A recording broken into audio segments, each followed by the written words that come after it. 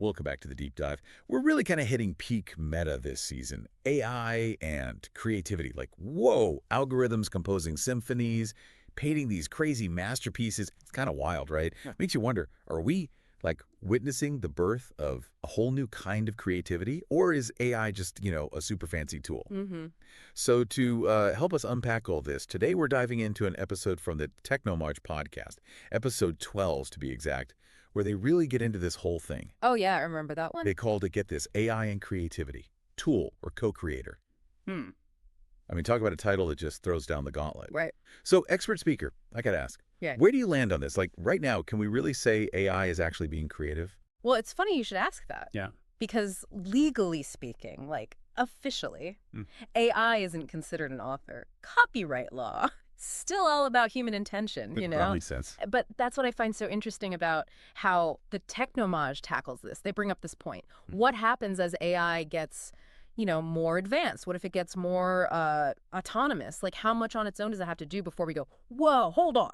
Right. That's a huge can of worms. And it kind of gets at the heart of that whole tool versus co-creator debate, right?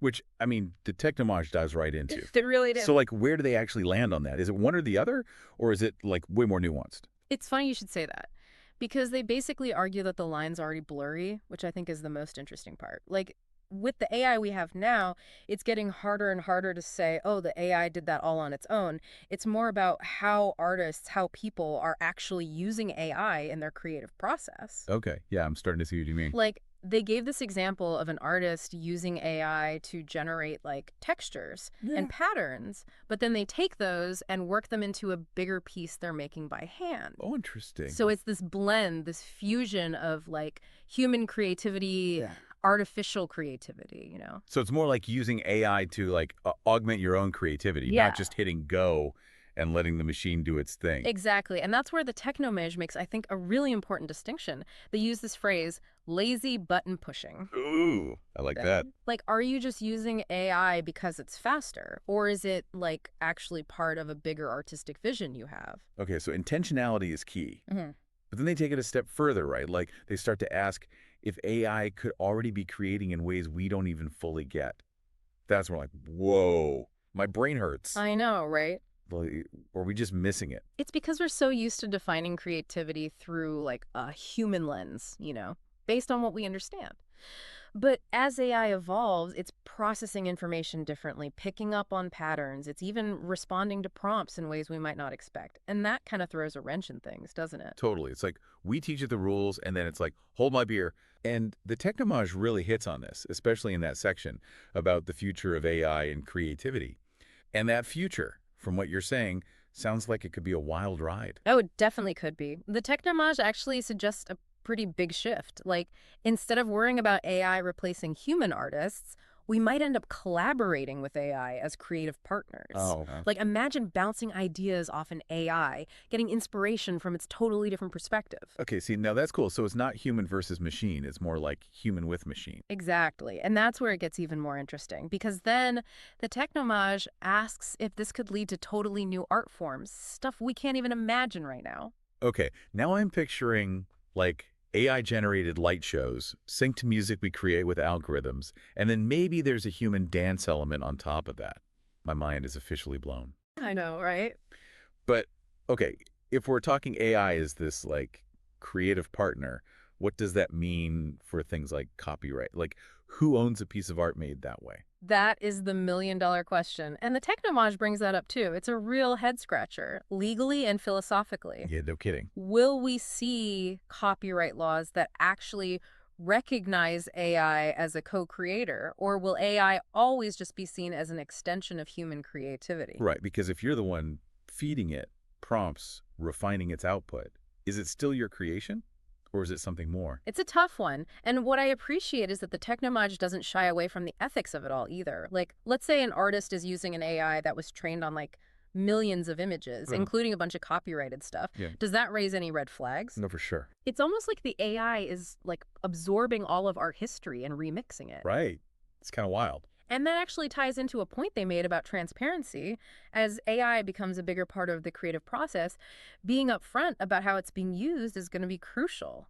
Not to mention having these conversations about guidelines and best practices. Yeah, like, we need to figure out the rules of the game as we go here. Exactly. It's a lot to think about, but overall, it sounds like the Technomage sees the future of AI and creativity as more about collaboration than, like, competition. Definitely. They're very much about that. And they bring up this really interesting idea that this collaboration could actually push human creativity, like in new direction. Oh, interesting. It's not just about what AI can create on its own, it's about how it might inspire us, how it might push us to create in ways we never even thought of.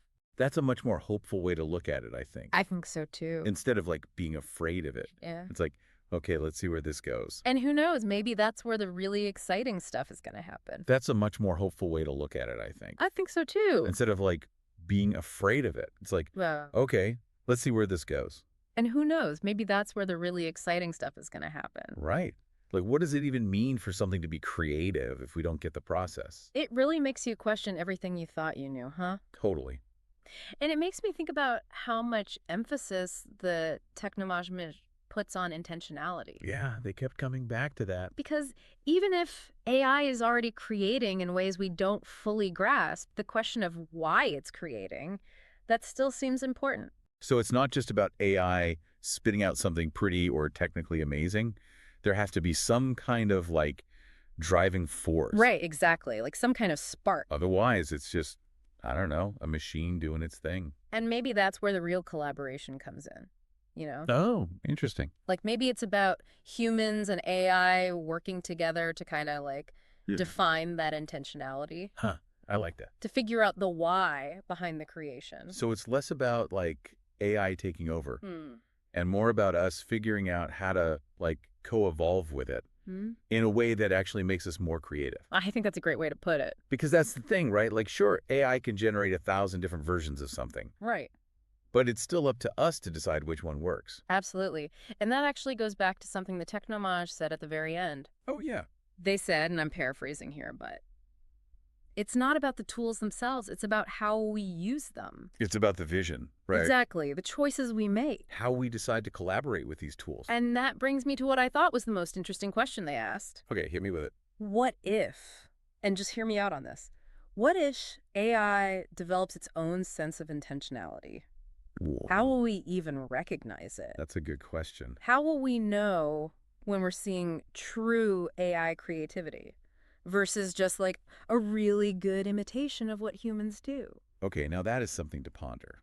Like, if an AI writes a song that makes you cry, does it matter if it, like, understands why it's making you cry? Right, does it? Or is the emotional impact enough? It's a tough one. I don't know if I have an answer for that.